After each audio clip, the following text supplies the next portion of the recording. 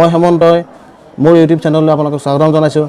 আজি গণিত বিষয়ৰ কেইটামান নতুন প্ৰশ্ন আপোনালোকলৈ মই সংগ্ৰহ কৰি আনিছোঁ। বিগত টেট পৰীক্ষাত অহা প্ৰশ্নকাকত আৰু চেণ্ট্ৰেল টেটৰ প্ৰশ্নকাকত মই অধ্যয়ন কৰিছোঁ আৰু তাৰ পৰা সম্ভাৱ্য কেইটামান প্ৰশ্ন আপোনালোকলৈ লৈ আহিছোঁ। আৰু যিসকলে মোৰ পোনপ্ৰথমবাৰৰ বাবে এই ভিডিঅ'টো আজি চাইছে সেইসকলক মই অনুৰোধ কৰিছোঁ যাতে আপোনালোকে ছাবস্ক্ৰাইব কৰিব আৰু বেল আইকনটো প্ৰেছ কৰিব, যাতে মোৰ পৰৱৰ্তী ধাৰাবাহিকভাৱে যিবিলাক মই ভিডিঅ' এতিয়া দিবলৈ ল'ম সকলোবিলাক ভিডিঅ' আপোনালোকে চাবলৈ পায়। আৰু আপোনালোকে চেনেলটো বন্ধুৰ মাজত শ্বেয়াৰ কৰিব যাতে তেখেতসকলো উপকৃত হয়। আহক আমি সময় নষ্ট নকৰি আমাৰ আজি ভিডিঅ'টোৰ মূল অংশলৈ আমি আগবাঢ়োঁ।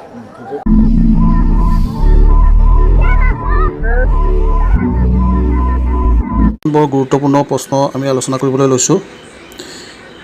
প্ৰথম প্ৰশ্নটো 1ৰ পৰা ক্ৰমাগতভাৱে 20লৈকে সংখ্যাকেইটাৰ যোগফল কিমান? এই প্ৰশ্নটো উত্তৰ কৰিবলৈ হ'লে আমি বেছি সময় নলওঁ, অকণমান সময়ত আমি উত্তৰটো কৰিব পাৰোঁ। আমাৰ শেষৰ সংখ্যাটো হৈছে 20। 20ৰ পিছৰ সংখ্যাটো আমি কি জানিব লাগিব, সেইটো 21। 20 আৰু 21ক পূৰণ কৰি 2ৰে হৰণ কৰি দিলে আমাৰ উত্তৰটো ওলাই যাব। 2ৰে 20ক 10 বাৰ যাব, গতিকে 10ে 210ক 21ক পূৰণ কৰিলে 210 হ'ব। গতিকে আমি উত্তৰটো হ'ব 210। 1ৰ পৰা ক্ৰমাগতভাৱে 20লৈকে সংখ্যাবিলাকৰ যোগফল 210। এইটো আমি সহজে উলিয়াব পাৰোঁ। ঠিক তেনেদৰে যদি আমাৰ 21ৰ পৰা 40লৈকে সংখ্যাকেইটাৰ যোগফলটো আমাক উলিয়াবলৈ দিয়ে, তেতিয়া আমি আগৰ নিয়মটোৰ গতে একেধৰণে আমি কৰিব পাৰোঁ। আমি 40লৈকে সংখ্যাবিলাকৰ প্ৰথম যোগফলটো উলিয়াই ল'ম। 40লৈকে সংখ্যাবিলাকৰ যোগফলটো হ'ব 40। 40ৰ পিছৰ সংখ্যাটো 41। 40 আৰু 41ৰ পূৰণফলক 2ৰে হৰণ কৰিলে আমি কিমান পাম?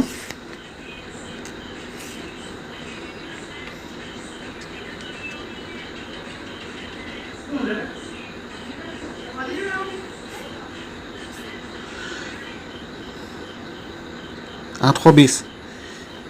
এতিয়া এই 820টো আমাৰ 40লৈকে সংখ্যাবিলাকৰ যোগফলটো, কিন্তু আমাৰ 20লৈকে সংখ্যাবিলাকৰ যোগফলটো ইয়াত নাই। গতিকে আমি এই 20লৈকে সংখ্যাবিলাকৰ যোগফলটো আমি উলিয়াই ল'ব লাগিব এক্সট্ৰাকৈ। 20লৈকে সংখ্যাবিলাকৰ যোগফল হ'ব, আমি আগতে কৰিছিলোঁ কিমান হ'ব, 210।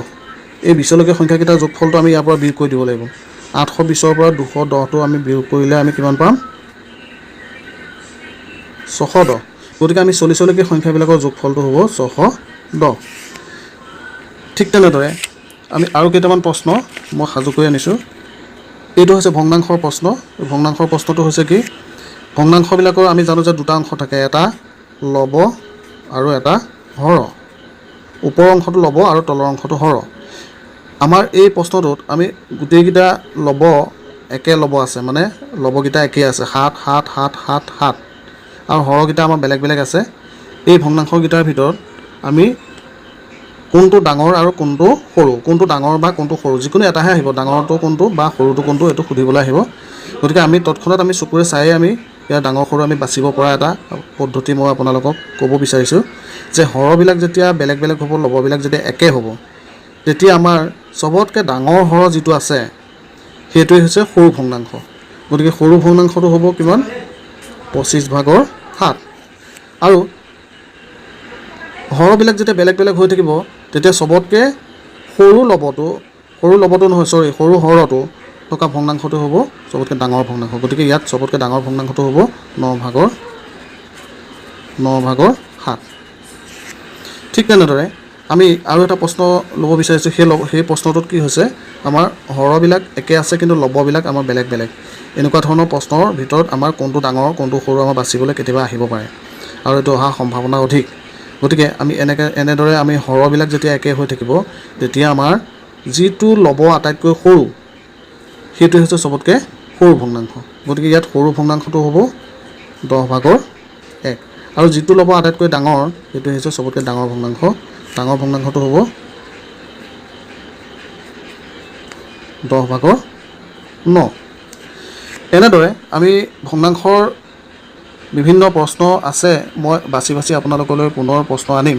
আৰু এতিয়া আপোনালোকক কেইটামান প্ৰশ্ন আপোনালোকলৈ মই লৈ আহিছোঁ। এই প্ৰশ্নকেইটা আজি কৰা প্ৰশ্নবিলাকৰ লগত একেধৰণৰ। গতিকে আপোনালোকে প্ৰশ্নকেইটা নিজে কৰিব আৰু মোৰ কমেণ্ট বক্সত আপোনালোকে কমেণ্ট কৰিব, শুদ্ধ আৰু অশুদ্ধ মই আপোনালোকক কৈ দিম। গতিকে এই প্ৰশ্নকেইটা আপোনালোকে স্ক্ৰীনত ধুনীয়াকৈ মই দেখুৱাই দিছোঁ। আপোনালোকে সেই প্ৰশ্নকেইটা একেধৰণৰ প্ৰশ্ন আপোনালোকে কৰি পেলাই শুদ্ধ প্ৰশ্নটোৰ উত্তৰটো মোলৈ কমেণ্ট বক্সত জনাব। আৰু পৰৱৰ্তী সময়ত মই নতুন আপোনালোকৰ বাবে প্ৰয়োজনীয় গণিত টেট পৰীক্ষাত আহিব লগা গণিত মই আপোনালোকলৈ আগবঢ়াম। তাৰ বাবে আপোনালোকে এই চেনেলটো ছাবস্ক্ৰাইব কৰিব আৰু শ্বেয়াৰ কৰিব আৰু বেল আইকনটো প্ৰেছ কৰিব, যাতে মোৰ পৰৱৰ্তী ভিডিঅ'বিলাক আপোনালোকে পাব পাৰে আৰু আপোনাক উপকৃত হ'ব পাৰে। ধন্যবাদ।